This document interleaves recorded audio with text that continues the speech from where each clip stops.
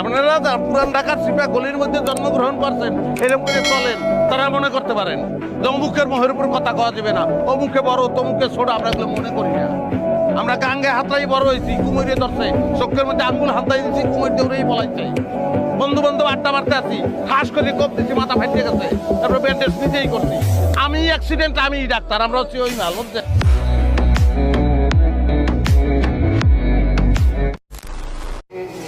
তোর নজর নিচে, নজর থাকতে হবে উপরে। আমার নজর উপরে, আমি আন্ডারওয়ার্ল্ডে যোগ দিব।